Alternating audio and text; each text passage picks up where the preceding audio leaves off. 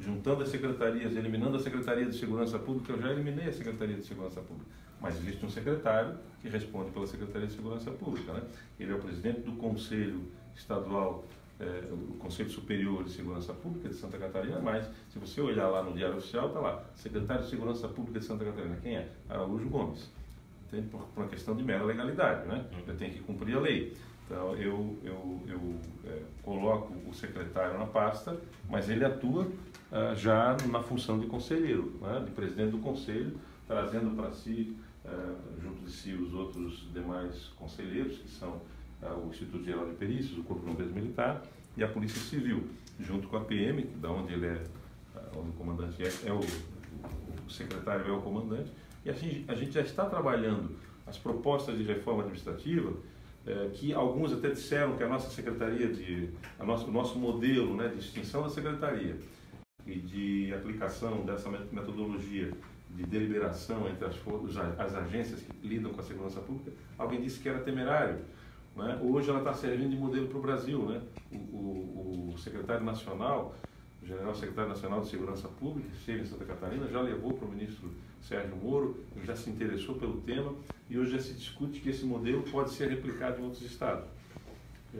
São ações assim que vão estar na reforma administrativa, que vão ser respaldadas por lei a partir de então, mas que na verdade a gente já está praticando, né? As 10 secretarias já não são mais 15, são 10, a Santur já atua com independência, né? Isso tudo depois vai ser, digamos assim, validado, né? Através de um processo legislativo. Mas algumas ações que o governo pode praticar, como por exemplo os cargos comissionados que a gente exonerou, eles sempre foram historicamente de livre nomeação e exoneração do governador. Então eu não preciso aprovar uma lei para extinguir os cargos, basta eu não nomeá-los, entende? Então tem muita coisa que na prática o governador tem autoridade para fazer, e aqui não fica a ideia de que não se precise da Assembleia Legislativa, mas nesse quesito de nomear ou deixar de nomear um secretário ou de um secretário acumular 2 secretarias, são prerrogativas que todo governo tem e já houve historicamente, já aconteceu em outras ocasiões. Então a reforma vai para a Assembleia para surtir os seus efeitos legais, mas a gente já está atuando nesses 2 primeiros meses de governo com o novo jeito de governar Santa Catarina. Rafael Polito. Governador, existe uma outra questão que parece batida, mas não é, que incomoda o povo catarinense, que é Hercílio Luz, né? O nosso maior cartão postal, um grande gargalo de dinheiro público, uma esponja que parece absorver o dinheiro do Estado sem parar e sem fim. Existe algum projeto de médio, curto prazo? Como é que está a pressão em relação à Secretaria de Infraestrutura, ao DEINFRA? Onde isso vai parar? O que vocês têm pensado em relação a isso? Porque o povo catarinense pergunta sobre isso todo santo dia. Eu acredito que vocês vão ter muitas surpresas positivas em relação à nossa gestão, no que diz respeito à infraestrutura. É claro que isso vai demandar algum tempo, porque o Brasil é um estado politraumatizado, né, no quesito infraestrutura, e a gente precisa investir em todas as áreas, né? Mas no que diz respeito a Hercílio Luz, praticamente eu visitei a ponte, visitei as obras da ponte, no final dessa obra, é como se você estivesse fazendo um tratamento de saúde, de repente no meio do caminho você descobre que você precisa investir mais X, aí você desiste e vai morrer, né? A ponte Hercílio Luz é isso daí. Nós estamos numa altura em que nós não podemos mais olhar para trás. Mesmo que aí faça o coro da sua fala, poxa, esponja, né, que levou dinheiro público, e talvez tenha havido má gestão, eu vou olhar daqui para frente, né? Vou olhar para a ponte Hercílio Luz daqui para frente e nós vamos concluir essa obra. E quiçá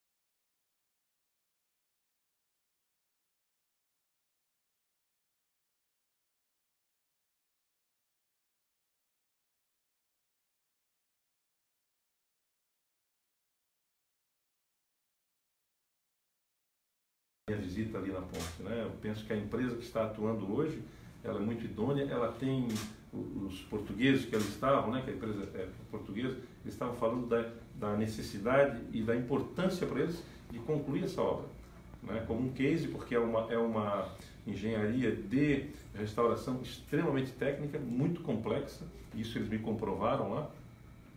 E o Estado precisa concluir, porque o Estado também gasta com essa obra enquanto ela está em andamento, monitoramento, etc. Então, a gente não pode mais adiar essa situação. Foi a decisão que a gente tomou, né, de substituir as escolas rapidamente, enfim, e ter que fazer isso até mesmo com dispensa de licitação, como fizemos, porque não podemos mais olhar para trás. Eu estou pegando o governo agora, nós vamos concluir isso. Eu penso que os catarinenses ainda vão ter boas histórias para contar da Ponte Hercílio Luz, quando a gente voltar a usá-la. Fábio Gadotti, do IBM. Governador, o senhor fez uma visita recente ao canteiro de obras do aeroporto, continuando a falar de infraestrutura. E o senhor falou que considera prioridade a obra e que acha que o governo vai conseguir entregar em outubro, que é a data de inauguração do empreendimento. O senhor mantém esse posicionamento ou acha que o governo pode adotar um plano B, por exemplo? Nós estamos trabalhando para isso, né? Então, a gente tem desafios. Eu sempre digo que comandar é correr riscos, né? É mandar com alguém também, não se manda sozinho, né? Então, por isso, comandar. Um governador, ele está comandando um processo em que ele tem os seus parceiros, enfim, os seus colaboradores. Ali nós temos alguns desafios, questões que têm que ser questionadas. Por exemplo, a legislação diz que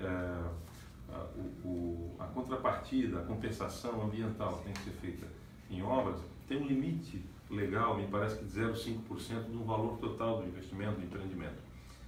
Ali nós temos uma compensação de 50 milhões de reais. Essa obra teria que ser bilionária para ter esse tipo de ICMBio agora, para rever essa condição.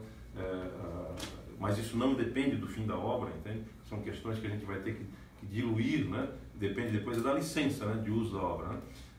No processo a gente percebeu que houve vários problemas, né? E nós estamos aqui exatamente para resolver os problemas. Quanto mais problemas a gente tem, mais confortável a gente fica, porque a gente sabe que, eu sabia do desafio, sabia que o Estado tinha problema. Esse é um deles, que a gente já está com o nosso presidente, o Venâncio, né? Presidente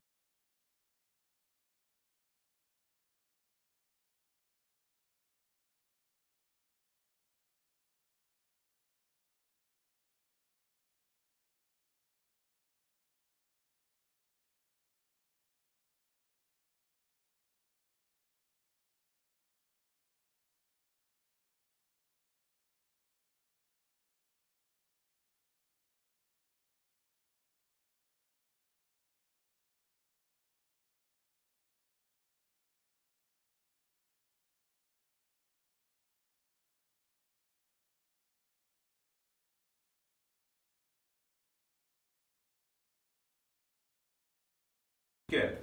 E nesses casos, normalmente o Estado fica refém, porque a obra já começou e as pessoas ainda estão ali, né? Então, eu acredito que esse é um desafio que a gente vai ter que superar, mas acredito que será superado pela participação, inclusive, do Poder Judiciário, que tem sido parceiro nesse sentido.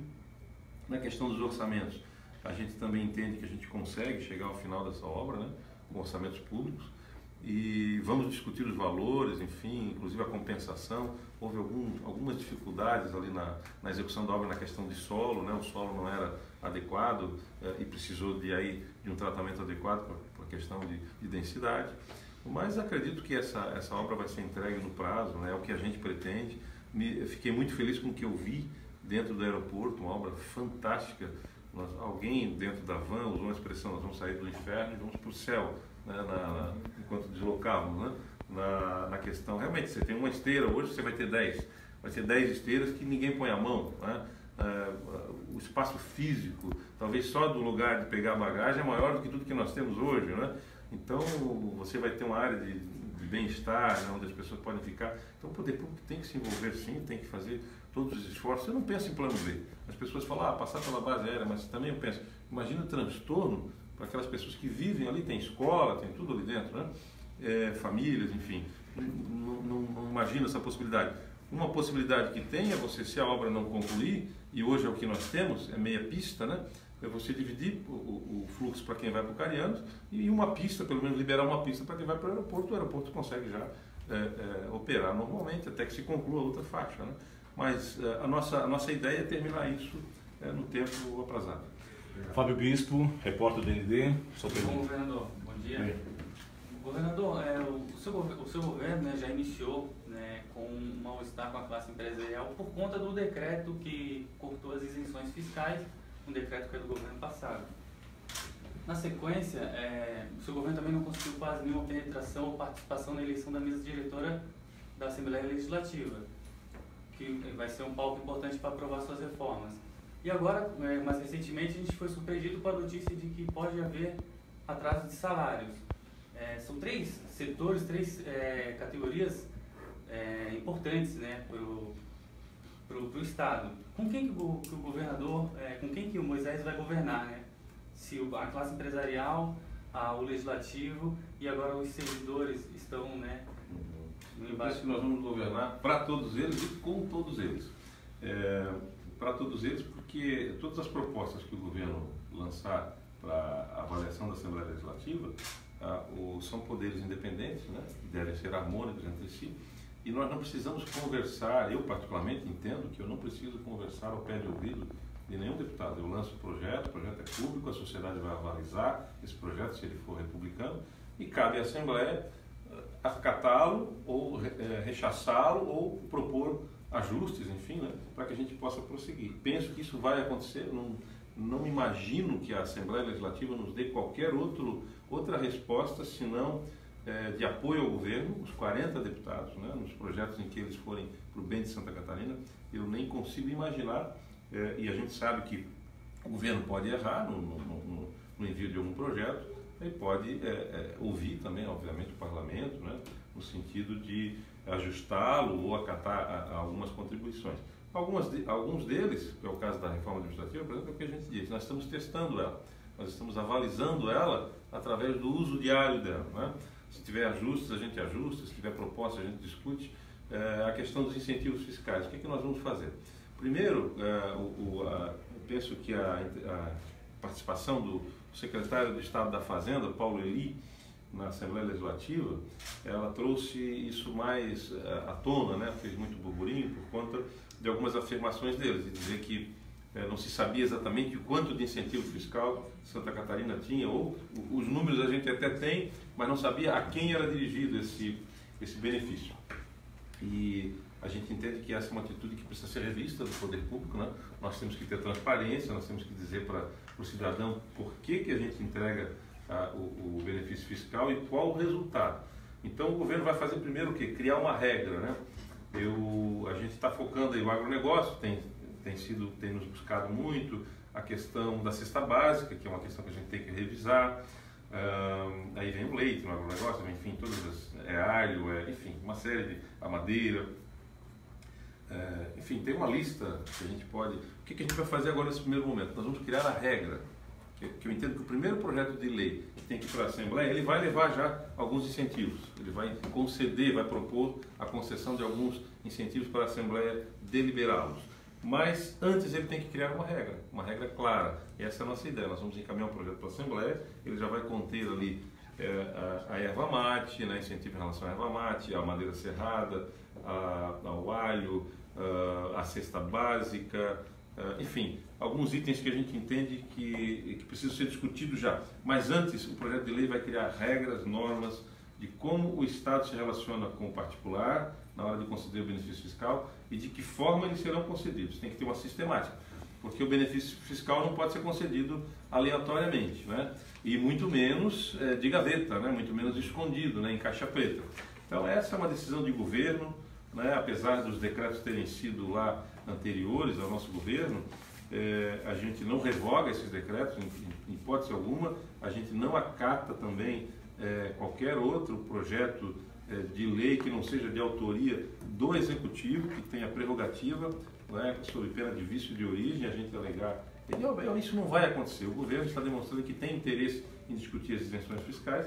Então nós vamos encaminhar o projeto já concedendo, né, resgatando algumas, e na cesta básica, por exemplo, que é outra, que eu penso que é o que mais fere o cidadão, que pode menos, né, que é o que o governo tem que se preocupar, também já vai nesse primeiro pacote.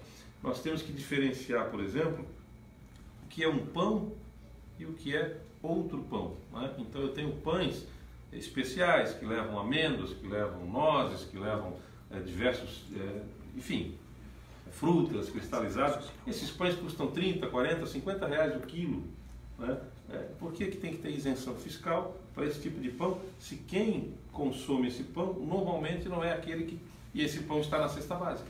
O problema da cesta básica não é a cesta básica, nós queremos assistir aquele que pode menos. O problema é dizer água na cesta básica, é qual água, né? Isso o Paulo Elie trouxe com muita riqueza de detalhes, e nós vamos agora, na sequência, a partir desse projeto que regulamenta também, que já concede para alguns itens, e já discutidos com esses setores, nós vamos dizer o que deve constar, né? Então nós não vamos falar em produtos da cesta básica, nós vamos dizer o seguinte: o macarrão é aquele com a seguinte formulação, para distinguir do macarrão italiano, o macarrão feito aqui no Rio de Janeiro, feito aqui em Santa Catarina, né?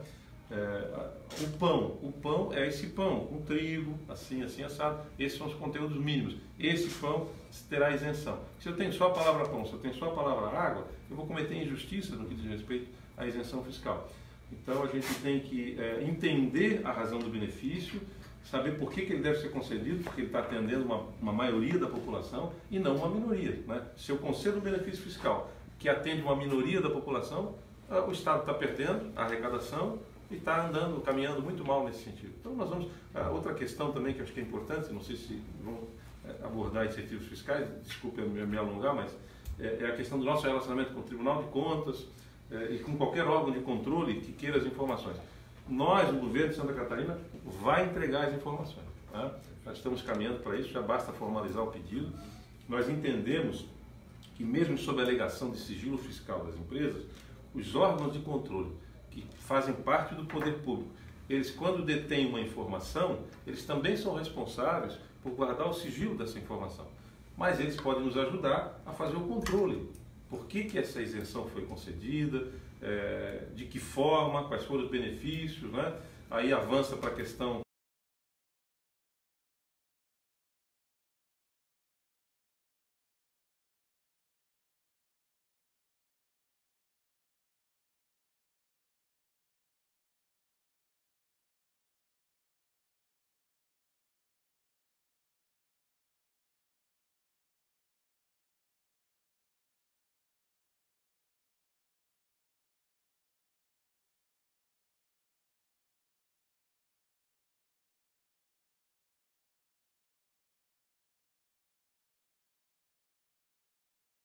vamos discutir com os setores para que eles compensem, né, a isenção fiscal. De que forma? Para o cidadão, para aquele que usa o avião e que muitas vezes sofre lá com overbooking, porque se aperta, né, e não tem vaga para ele é retirado da poltrona dele, etc. Nós temos que discutir, ou só tem horário de madrugada, não tem um horário razoável. Nós vamos discutir com os setores, achar uma fórmula que seja bom para quem está investindo em Santa Catarina, para ter mais número de linhas, para ter mais movimentação, mas para que o beneficiário final seja o usuário do serviço público de transporte aéreo. Vamos continuar aqui então o nosso papo, governador. Vamos dar uma olhadinha também nas perguntas que vêm do interior, tem os nossos colegas do interior do estado. O Joelson dos Santos de Blumenau, ele tem uma pergunta, eu quero que o senhor acompanhe a pergunta aqui no nosso tablet. Vou disparar aqui para o senhor. O Benete já adiantou, já disse que só tem recursos para duplicar 12 quilômetros, agora em 2019, apenas 12 quilômetros de duplicação na 470 em 2019. O que o Estado pode, o que o Estado efetivamente vai fazer para ajudar a acelerar esse processo de duplicação da 470? Bom, essas rodovias, que é o caso da 470, rodovia federal, né? A gente percebe que o governo federal também tem dificuldades orçamentárias para atender a infraestrutura do Brasil como um todo, e aí vem a ideia de que a crise não é só dos estados, né? A gente já esteve em Brasília conversando sobre isso. Eu penso que essas rodovias, aí alguém questiona, elas não podem ser concedidas agora, né, para exploração de particulares, mas também penso que esse processo é tão moroso que ele tem que ser iniciado, e o governo federal já tem demonstrado isso. Já está propondo audiências públicas, já está propondo os atos para que elas sejam concedidas. Não vejo outro caminho, senão nós partimos para a concessão de rodovias, sejam elas estaduais ou federais, podemos agregar rodovias estaduais a rodovias federais. É óbvio que em arrecadando mais, e essa resposta se linka, por exemplo, aos incentivos fiscais, né? Quando o Estado arrecada mais, hoje nós não temos dinheiro para investir em infraestrutura. Quando alguém questiona, olha, o salário do servidor, né? Você tocou no assunto também, o tema, você pontuou várias questões que eu não consegui abordá-las todas, não lembrei. Mas o salário do servidor é uma questão. Se a gente libera 6 bilhões de incentivo fiscal e a folha estamos com dificuldade de pagar a folha, tem alguma coisa de errado, né? E se não há critérios para essas concessões. Da mesma forma, para o investimento em infraestrutura. É claro que o Estado não pode investir diretamente na 470, mas eu já fiz pelo menos 2 visitas a Brasília para tratar disso. Não só eu vejo a sociedade organizada aqui, a Fiesc e tantos outros organismos indo a Brasília pedindo, né, empresários reunidos pedindo que o governo federal invista nessa rodovia. Eu acredito que nós teremos esses avanços assim que o governo federal consiga ter gás para continuar as obras. Ele já sinalizou com valores, né, garantidos no orçamento para que dê continuidade. A gente gostaria que fosse mais, para que isso terminasse de uma vez, mas o processo de concessão dessas rodovias, eu penso que ele já está sendo startado e não pode, mesmo que elas não estejam prontas, a sua capacidade adequada, né, readequada, mas elas devem já ter continuidade. Vamos fazer um bloco aqui então de perguntas já da Vanessa Nora, do Santa Catarina no Ar, e do Henrique Zanotto, do Cidade Alerta, as perguntas em conjunto, já para o governador responder também. Vanessa, Zanotto. Então, vamos lá. Sobre o sistema prisional, hoje tem um déficit aí de 5.000 vagas e os municípios não querem a construção dessas unidades. Como solucionar esse problema, governador? Zanotto. Deixa eu responder. Certo. Não, tudo bem. Por Okay. favor. O sistema prisional ele é um desafio para todos os governadores, inclusive o modelo, né, que a gente tem. Eu até solicitei ao secretário de Estado dessa pasta, né, o Leandro Lima, que ele fizesse um estudo. Então ele elaborou uma portaria, publicou em Diário Oficial essa portaria, para a gente conhecer os outros modelos e verificar inclusive a possibilidade de parcerias público-privadas na gestão do sistema carcerário. Houve alguma manifestação no jornal, talvez de algum sindicato, enfim, ou de um grupo de servidores, dizendo que era contrário a toda e qualquer privatização do sistema. Eu não vejo assim, eu penso que a gente pode testar, sim, pelo menos um projeto piloto, para avançar nesse sentido. No que diz respeito às ações de governo, nós encaminhamos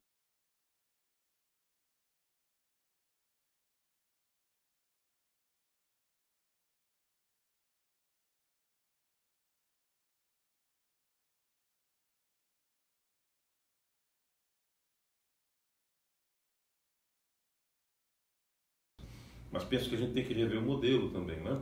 Eu estava com o governador do Rio de Janeiro, o Wintzel, e ele me mostrou no celular dele, até depois eu acabei não pegando mais detalhes do projeto, de uma unidade, até fiquei assim surpreso com os valores, tenho que checar isso com ele, né, com o projeto do Estado. Uma unidade para 5.000 vagas, uma unidade que trabalha com verticalização também, e uma unidade modelo, padrão para a segurança dos agentes, 5.000 vagas ao custo de 50 milhões de reais. Eu achei o custo-benefício, no sentido do número de vagas que ela promove, muito interessante, e 5.000 vagas praticamente é o déficit que a gente tem aqui, né, de vagas no sistema prisional. Penso que o uso mais adequado da tornozeleira eletrônica, que monitora o movimento dos presos, também pode ser um caminho. A gente está trocando agora de empresa fornecedora, por conta de muitos problemas que o Estado teve nessa gestão. Já as novas tornozeleiras já estão sendo entregues, e quanto mais o Estado adquirir, aquele preso que tem bom comportamento, que não oferece um risco potencial, mas que tem que sofrer uma perda de restrição da sua liberdade de locomoção, deve ficar em residência ou em determinado perímetro, penso que a tornozeleira pode ser um instrumento também para aliviar esse problema do déficit carcerário de vagas. Governador, bom, o senhor citou o exemplo de Santa Catarina, o pioneirismo com essa integração de Polícia Militar, Civil, IGP e Bombeiros, até com reconhecimento do Secretário Nacional de Segurança Pública, mas nisso nós temos hoje o combate que é nacional do crime organizado, e Santa Catarina já viveu alguns episódios de integrantes do crime organizado ainda conseguindo se estruturar dentro do sistema carcerário. A minha pergunta é por que essa pasta, agora do sistema de administração prisional, não faz parte do colegiado de segurança pública, e se o senhor tem algum projeto focado nos CASs, o Centro de Atendimento Socioeducativo, porque esses adolescentes, é de conhecimento notório de todos, são justamente aqueles que cometem os pequenos delitos, vão para o Estado, não tem essa reintegração social e acabam cometendo outros crimes de maior gravidade, aí sim fazendo parte dessas quadrilhas de crime organizado. Exato. A questão que, na verdade, a Justiça Cidadã nunca integrou a pasta da segurança pública, então não houve inovação, né? Ela integrava ali o sistema como um todo, o PROCON estava ali dentro, mas ela era uma secretaria de Estado, né? Na última gestão. Integrou há algum tempo, quando a Polícia Militar, inclusive, fazia, não eram só os agentes, a Polícia Militar integrava a segurança dos presídios. Depois que foi separado, não houve inovação, né? A gente manteve ela com o status de secretaria, enquanto que a Secretaria de Segurança Pública, sim, essa envolvia todos esses agentes aí, o Instituto Geral de Perícias, o Corpo de Bombeiros, a Polícia Civil e a Polícia Militar. Então, não houve inovação, né? Continua a Secretaria estruturada do mesmo jeito, só que a forma de funcionamento da Secretaria é que modificou, como agora um colegiado onde todos participam da decisão, e essa foi uma decisão nossa, porque eu sou egresso do Corpo de Bombeiros Militar, e estive na Polícia Militar também, enquanto na época da minha formação, que até 2003 integrava, o bombeiro integrava a PM, e a gente sabe da dificuldade que a gente tem de alinhamento muitas vezes das duas polícias, a gente tem que ser franco, de integração, se falava em unificação, se falava em extinguir as polícias e criar uma nova, e da minha experiência pessoal surgiu essa ideia de nós colocarmos os dois chefes das polícias para deliberarem entre si, discutirem os destinos da segurança pública. Naturalmente, isso traz uma aproximação para quem atua em segurança pública. E os resultados a gente já tem. Os dois conversam, ali eles têm as suas diferentes competências, né, prerrogativas constitucionais.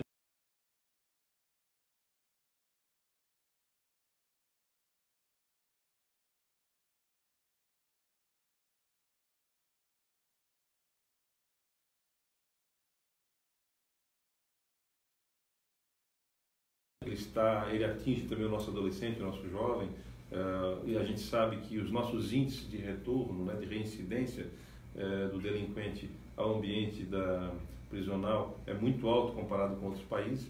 Por isso que a gente pensa que essa não é uma ação simples, né, ou de dar tiro de fuzil, ou de achar que é muito simplória a solução desse problema. Não, a solução para esse problema ela vem com a educação, vem com investimentos fortes, né, na primeira infância, para que as pessoas sejam retiradas das áreas de risco, e de uma visão sistêmica de Estado. Penso que para o Estado ter essa atenção para qualquer cidadão, primeiro tem que sanear suas finanças, que é o primeiro projeto que a gente tem. Para isso, ele precisa também não deixar fraturada a infraestrutura, para que ele não perca os investimentos, para que ele não morra. E esse é o nosso grande projeto de governo, né?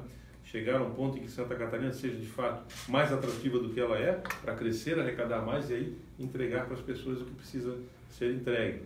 Mas todas essas pastas são extremamente sensíveis, e eu entendo a sua pergunta, de extrema relevância. Nós temos que retirar as pessoas da condição de risco em que elas atuam, e aí entra também o desenvolvimento social, né? Não só a questão da segurança pública como um todo, entra a educação, entra a saúde, e é uma série de ações que o Estado tem que promover para que tire as pessoas dessas áreas de risco, né? Enfim, expostas à delinquência, que é um ciclo, né? É um ciclo que dá oportunidade de emprego, de renda para as pessoas que vivem no crime. Essas intervenções no crime organizado, por exemplo, hoje, estive ontem em Brasília falando sobre a participação do Estado junto ao Tribunal de Justiça no que diz respeito ao núcleo de segurança institucional. E esse relacionamento com os desembargadores, com os juízes, com todos os servidores do judiciário, trazem os policiais civis e policiais militares que ali estão, também contribuem no relacionamento para o aumento da confiança com o Executivo e para a área de segurança pública, e levam muitas informações que muitas vezes firmam a convicção do juiz, que tem a sua independência, obviamente, mas que no relacionamento com o Executivo começa a tomar decisões importantes, inclusive, especificamente no caso do crime organizado, para desmantelar, para desmobilizar. Muitas vezes o juiz tem um pedido, por exemplo, de transferir um preso daqui para lá, e ele não tem a informação.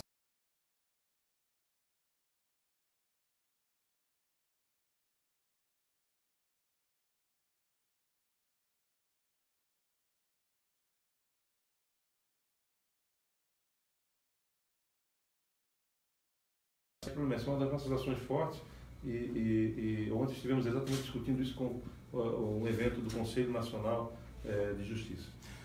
Luiz Carlos Prates.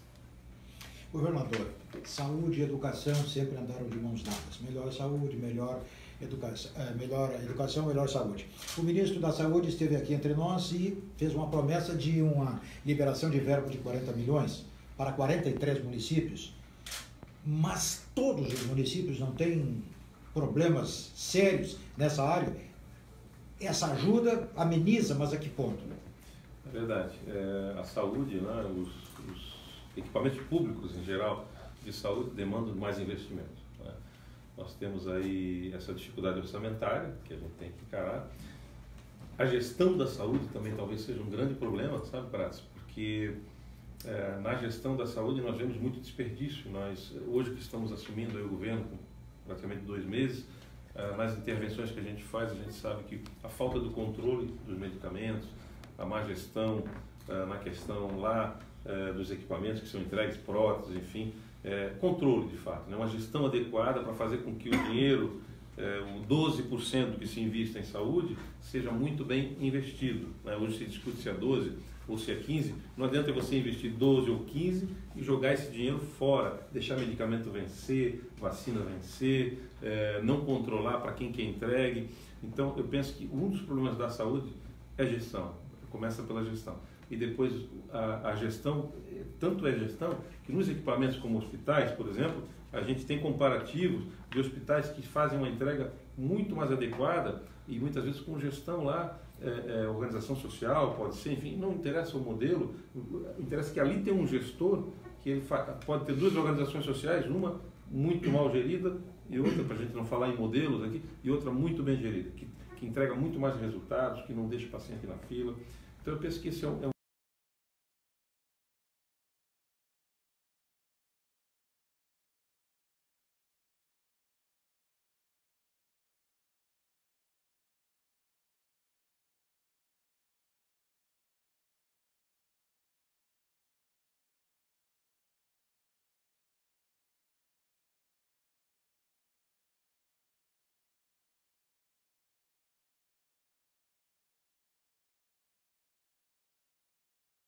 da cidade, né, em que ele paga milhões de reais por ano, 100, 200 milhões aqui, mais 100, 200 milhões ali. Então nós temos que levantar todo o patrimônio. Nós estamos agora com prazo de 6 meses para fazer isso, através da Secretaria de Estado da Administração, também para fazer a gestão patrimonial do Estado, para não jogar mais dinheiro fora. Para todo o dinheiro que eventualmente sobrar no orçamento, nós não vamos construir um prédio novo. Nós vamos investir em educação, vamos investir em saúde.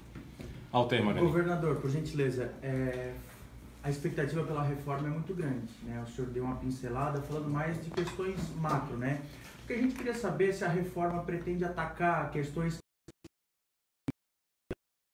privadas soam como privilégios, triênios, benefícios a cada 5 anos de trabalho, o adicional por tempo de serviço, esse tipo de benefício que para o cidadão que inclusive votou no senhor e deu 70% de votos, queria uma coisa diferente em relação a isso, né? E aí nesse contexto queria saber, por gentileza, que o senhor falasse um pouquinho sobre a questão da possibilidade de atraso de salários. Até que ponto é real, até que ponto é mito e por que a gente chegou nessa situação? Certo. Se algum tempo atrás isso era totalmente rechaçado, né? A reforma que você se refere, então, é a reforma previdenciária. Reforma administrativa do governo. Reforma administrativa não avança nas questões nem salarial, é a reforma da administração pública. Leia-se, então, para esclarecer aqueles que não conhecem, quando a gente fala da reforma administrativa, é a reforma do jeito de organograma em que o Estado vai funcionar a partir desse governo. Né? Obviamente que não entrará em discussões salariais. Aí nós teríamos que avançar para uma outra discussão, né? Que é a forma remuneratória dos servidores, que daí eu defendo que não tem que ser um projeto só do Executivo, tem que ser um projeto do Judiciário, do Legislativo, do Ministério Público, no que diz respeito aos servidores públicos, né? Aqueles agentes que não os membros de poderes, obviamente, e que façam, então, de forma equânime. Nós não podemos ter, dentro do próprio Executivo, nós temos diferenças, né? O mesmo cargo, servindo a determinado secretário, ele é remunerado com X e na outra secretaria o mesmo grau de complexidade com Y, né? Dentro do próprio Executivo nós já temos diferenças. Penso que essas diferenças têm que avançar até o Poder Executivo. Fazer um grande projeto de lei, isso eu tenho defendido, não tenho razões para esconder a minha vontade de fazer.